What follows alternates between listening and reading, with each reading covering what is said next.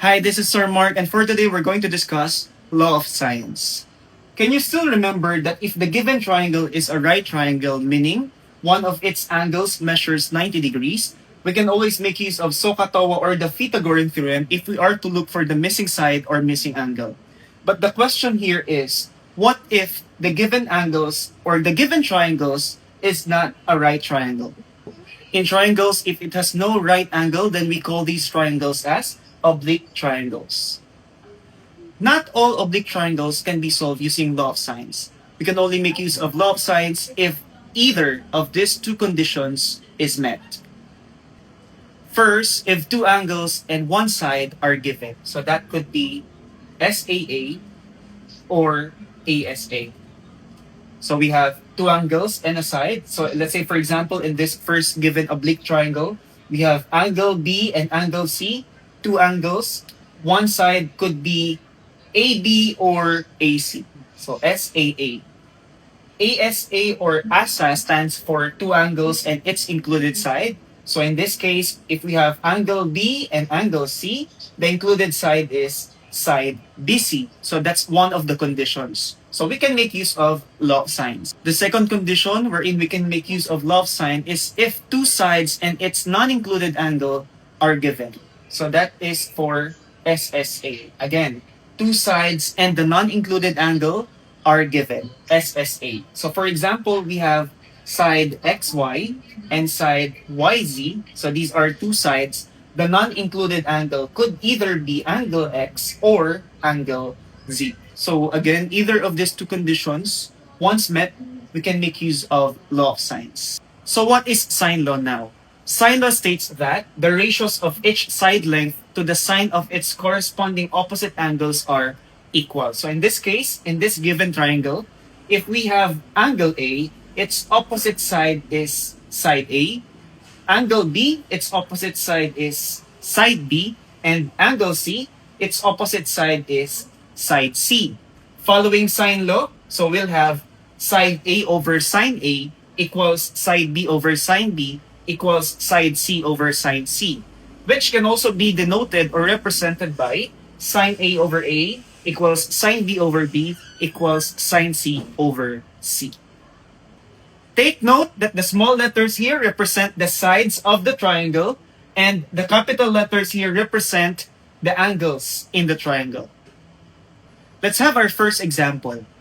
In this given triangle, triangle ABC, angle B measures 40 degrees and angle C measures 75 degrees. Side AC measures 12. We are to find for the measure of side AB and side BC. So we have two angles given and a side. So we can make use the law of sines. Remember the conditions a while ago?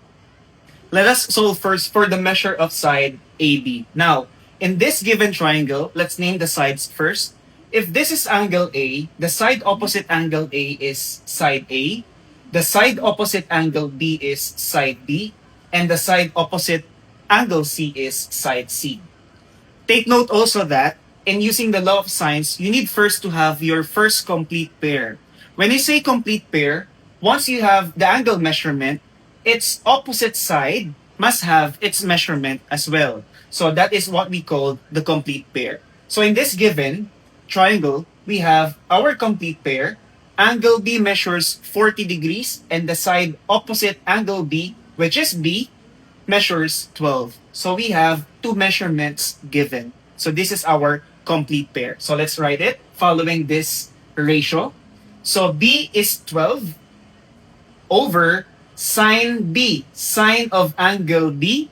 Remember, angle B here is 40. So we can write here sine 40 degrees. It is equal to, now, we're solving for AB. AB, or side AB here, is also side C. So we can make use of this ratio. Side C, that is unknown, over sine of angle C. Sine of angle C measures 75 degrees. So we can have sine 75 degrees. Next, let's solve using cross multiplication. So let's multiply 12 and sine 75. So we'll have 12 sine 75 degrees equals C times sine 40. So that would be C multiplied by sine 40 degrees. We are solving for C, the measure of side AB. We don't need sine 40 here. In basic algebra, to eliminate sine 40, we can just simply divide both sides by sine 40 degrees. Now, dividing both sides by sine 40 degrees, we can eliminate sine 40 in the numerator, giving us with C equals 12 sine 75 over sine 40. This is the time that you can make use of your scientific calculators. Let's solve it. So using your scientific calculators, if you're going to divide this to 12 sine 75 divided by sine 40, you're gonna get 18.03. That means side C or side AB measures 18.03. Next, we are to solve for the measure of side BC. Remember, side BC here also stands for side A. So in making use of sine law again, so we need to have first our complete pair. The complete pair in the given, we have angle B and its opposite side. So that is 12 over sine 40. So this is equal to side BC, which is side A. So we can write here A over sine of the angle opposite to side A. So the angle opposite to side A is angle A. But the problem here now is we don't have the measure of side A. But take note, in triangles, the measure or the sum of the measures of all its angle is equivalent or always equal to 180 degrees. So if we have 40 degrees as the measure of side B, or angle B rather, and 75 degrees as the measure of angle C, then what must be the measure of angle A in order for it to have a sum of 180 degrees? So 40 plus 75 is 115. 180 minus 115 is 65. So we just need 65 degrees in order for these three to have a sum of 180 degrees. Is that clear? Okay, going back. So we have A, side A, over sine of its opposite angle. We have though the measurement, 65. So similar to what we did as we solved for side AB, we will just be doing cross multiplication. So as we multiply 12 and sine 65, that will be 12 sine 65 degrees over A times sine 40 is A. We have equals A sine 40 degrees. Solving for A, we don't need sine 40 here. So to eliminate sine 40, we need to divide both sides by sine 40 degrees. So this will be eliminated. Therefore, A equals 12 sine 65 over sine 40. So in your scientific calculators, as you divide 12 sine 65 by sine 40, you're gonna get 16.92. So A here is 16.92. So let's have our second example. So in this example, we have triangle ILY. Angle L measures 123 degrees. Angle Y measures 24 degrees. And we don't have the measure of angle I. But following the concept of triangles, the measure or the sum of the angles of any triangle is always equal to 180 degrees. So if we have 123 degrees and 24 degrees already, so that is a total of 147 degrees. We still need 33 degrees here in order for them to have the sum of 180. So what can you do here is you simply subtract 123 and 24 from 180 degrees. So you will be getting 33 degrees. Now, the angles are complete.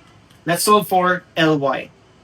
So for side LY, so this is side LY, its opposite angle is 33 degrees. So following the law of sines, side LY, we don't have the side LY, so we can simply put here LY over.